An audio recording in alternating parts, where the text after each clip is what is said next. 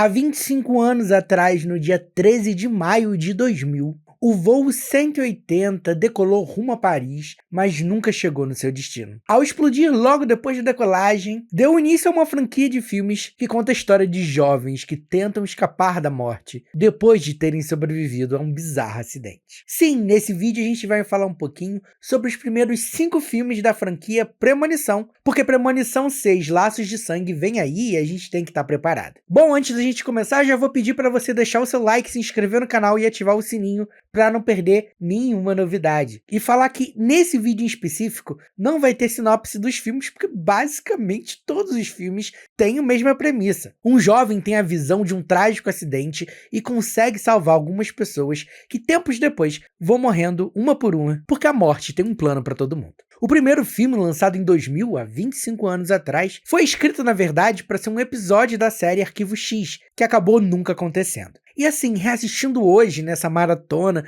para me preparar para o filme novo, eu descobri que eu gosto menos desse filme do que eu pensava. Ainda sou fã de toda a premissa, eu gosto muito, mas eu acho que essa é uma franquia que foi se refinando e até se estragando com o tempo, e eu acho que esse primeiro, ele meio que entra num lugar experimental ali, porque ele é um filme que tá muito tarde ali na tendência dos slashers do fim dos anos 90, que é mais ou menos onde ele se posiciona. Ele é um slasher em que o assassino é o invisível, né, no caso, mas ao mesmo tempo ele chega muito adiantado na tendência do torture porn. Eu tava vendo um podcast que também tava cobrindo todos os filmes da franquia Premonição, e eles falaram uma coisa que eu nunca tinha me atentado, que esse é um filme que só poderia ter saído na época que saiu. Afinal, um filme com um acidente, com um avião explodindo, jamais seria aceito por Hollywood ali depois de setembro de 2001. Mas como eu tava dizendo, ao rever o filme, eu percebi que tem algumas coisas que eu não gosto muito. Nesse conceito da morte, né, como o assassino invisível,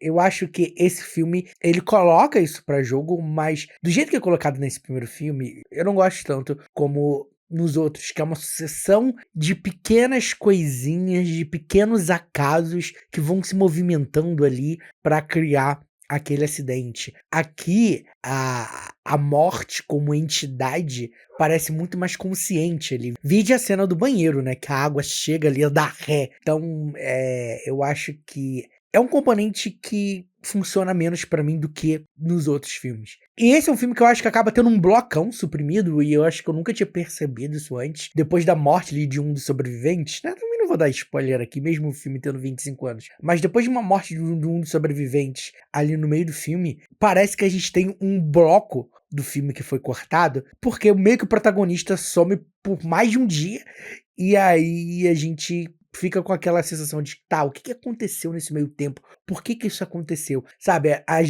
nós como espectadores temos que preencher as lacunas da nossa mente, porque o filme não mostra isso. Tudo bem que eles podem ter considerado desnecessário e terem feito isso pra melhorar, né, a dinâmica de tempo do filme, mas é algo que, pelo menos pra mim hoje, é muito mais perceptível do que das primeiras vezes que eu assisti o filme e eu sinto ali, não, peraí, tá faltando algo aqui no meio. E 5, 10 minutos eu acho que não matariam esse filme de maneira alguma. No fim, eu acho que é uma experiência satisfatória, mas eu acho que, geralmente, quando a gente fala de franquias e de continuações, a gente sempre diz que nada supera o original, mas eu acho que no caso da franquia Premonição, esse aqui é bom, mas eu acho que tem outros ali pra frente que são melhores, que amadurecem essa ideia e trazem o esqueleto da franquia, tipo assim, as coisas que solidificam Premonição como franquia, que no caso eu acho que não aparecem aqui. Bom, pra Premonição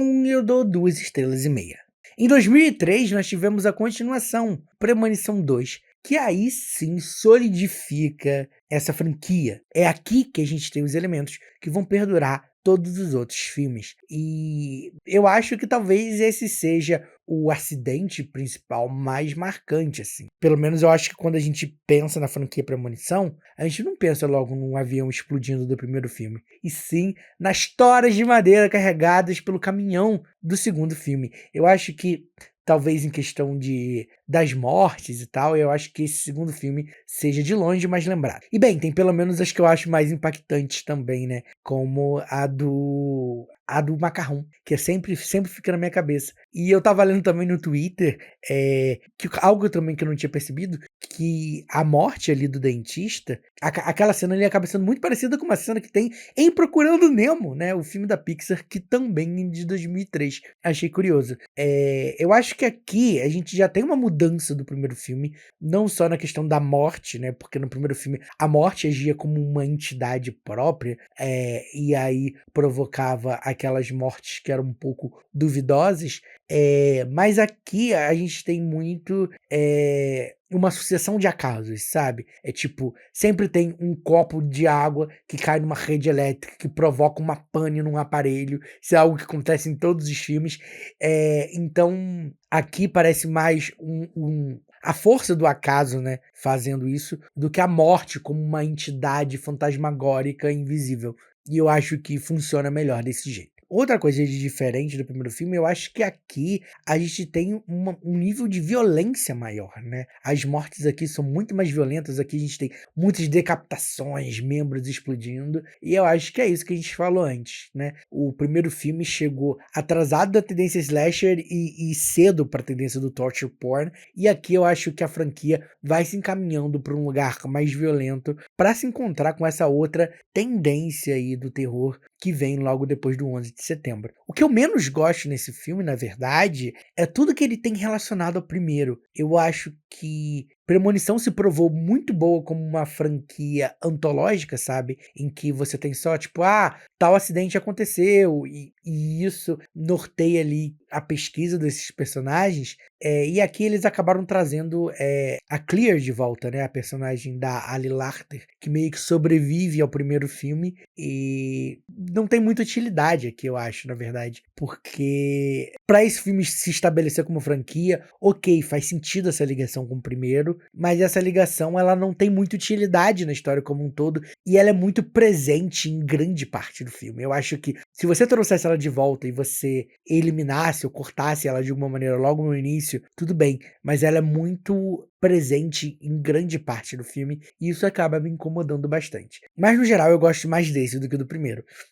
Eu acho que as mortes são melhores. E uma coisa curiosa que eu percebi é que esse aqui tenta replicar o final do primeiro, né? Em que, na verdade, os personagens acham que tá tudo bem e os acidentes voltam a acontecer. Só que o primeiro, ele dá um final, né? No caso, todos os personagens, todo mundo que sobreviveu às mortes do primeiro filme morrem. E a gente sabe disso. Mesmo que as mortes tenham acontecido fora da tela, a gente é informado que esses personagens morreram. Esse segundo, eu assisti todos os 5 em sequência, e a gente tem aquele final, mas a gente nunca sabe o que acontece com esses personagens que sobreviveram na última cena. A gente meio que entende que eles morreram, porque todo mundo morre nessa franquia, mas eu fico querendo saber, tá, podiam trazer eles de volta, pelo menos dar um final pra eles, porque acaba sendo inconclusivo, apesar dos outros filmes terem mostrado que não tem como sobreviver, não tem como vencer a morte. No fim, eu acho que Premonição 2 é uma experiência muito mais agradável que o primeiro, mas essa ligação com o primeiro, tirando o Tony Todd, tá? É importante falar porque o Tony Todd,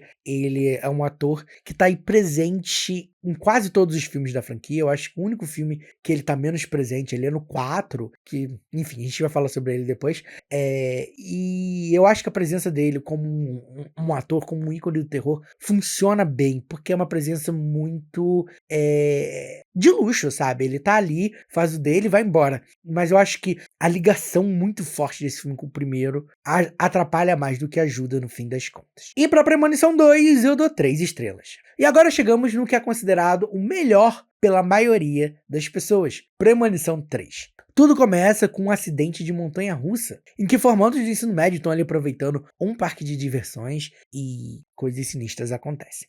E é aí que eu acho que a franquia tá ali na sua melhor forma. A gente tem a ligação sutil com o primeiro, né? É mencionado ali, outros acidentes aconteceram. Você tem sequências de morte, tipo assim, muito legais. Ainda também com essa questão da violência, do acaso, que é o que permeia a franquia. Você tem bons atores, né? Que é uma coisa que a gente não pode dizer da franquia inteira, né? A gente tem aqui a Mary Elizabeth Winstead, uma atriz que realmente conseguiu pavimentar o seu caminho depois de Premonição 3, protagonizando esse filme. Então, apesar de Premonição 3 ser o favorito de alguns, tipo assim, não ser, tipo, unanimidade, eu acho que talvez, considerando o formato que a franquia estabeleceu para ela mesma, eu acho que ele é o mais funcional. Eu entendo também quem não gosta muito do acidente da montanha-russa e revendo assim, pensando nele, talvez eu não goste muito porque é muito difícil de você entender o que tá acontecendo ali. Eu acho que não é uma cena de ação bem dirigida no fim das contas. Você tem certa dificuldade de entender o que tá acontecendo com tal personagem tá indo pra onde, quem é tal personagem. Mas eu gosto porque, e também um podcast que eu tava ouvindo, eles também comentaram isso, porque ele também marca um ponto final na franquia, porque ele tem ali, né, nessa sequência principal, o CGI, mas ainda tem uma coisa ou outra ali de efeitos práticos, que é algo que a franquia vai romper totalmente no filme seguinte, que a gente vai comentar ali na frente.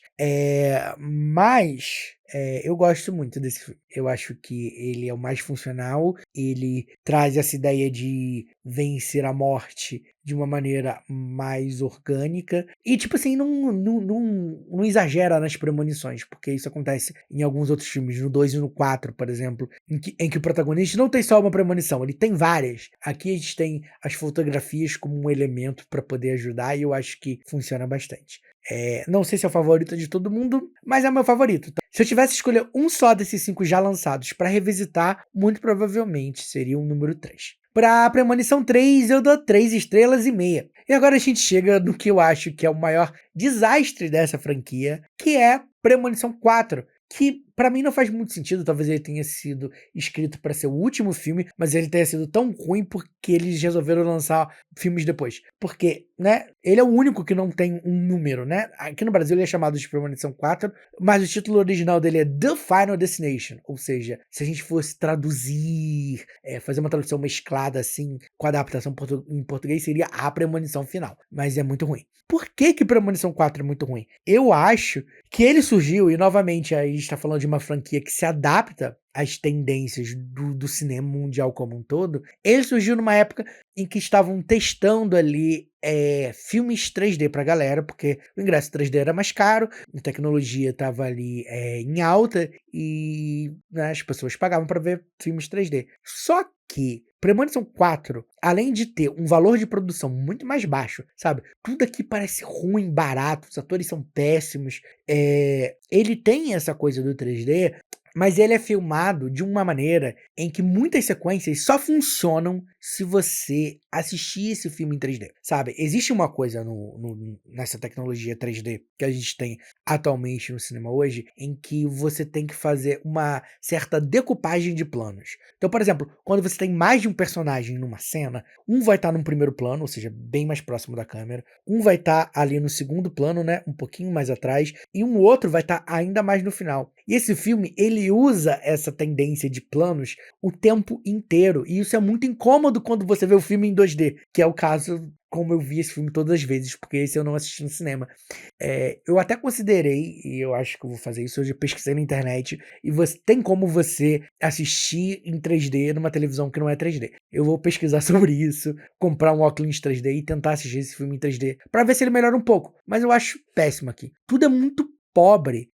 Por exemplo, nesse filme aqui, ele traz de volta essa questão do protagonista ter várias premonições. E as premonições que o protagonista tem durante o meio do filme, né, que é pra ele dizer como as pessoas vão morrer, são tipo um monte de objetos em 3D jogados na sua cara, porque o filme, ele quer usar o máximo dessa tecnologia. Então é tudo assim, ó, é tudo feito pra jogar na tua cara. E cara, é muito ruim. É muito ruim, porque os atores são péssimos, os personagens são odiosos, o filme é mal escrito.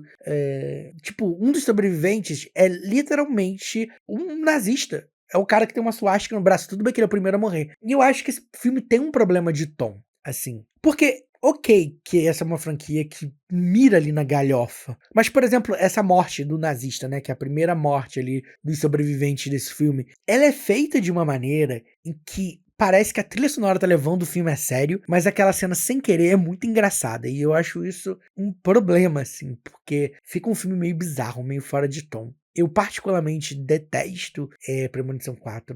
Pra mim é um filme dessa franquia que eu poderia fingir passar longe que ele não existe. Tem uma questão nele ali, que ele tenta uma metalinguagem colocando exibição de um filme em 3D dentro desse filme, e é tudo meio pavoroso, assim. Eu acho os efeitos visuais péssimos, porque aqui a franquia mergulha de vez no CGI. É um CGI feio, borrachudo, que já era ruim na época que foi lançado, porque eu assisti esse filme pouco depois do lançamento. Ficou pior hoje em dia. Tem uns atores horrorosos.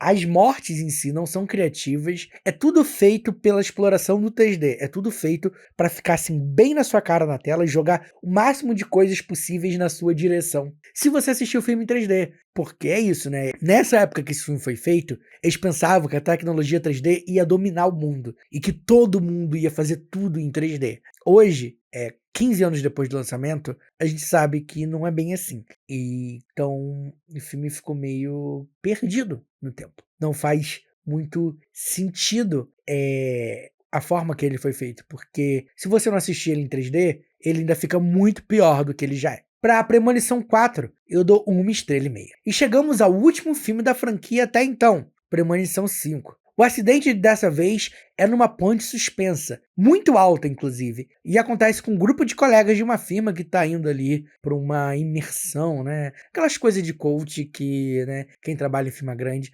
sabe que existe. Eu acho engraçado porque a empresa se chama Presage Papers. Presage é uma palavra que também poderia significar presságio, e, né, é basicamente nisso que é baseado o filme Premonição. Premonição 5 também é um filme que foi feito pro 3D.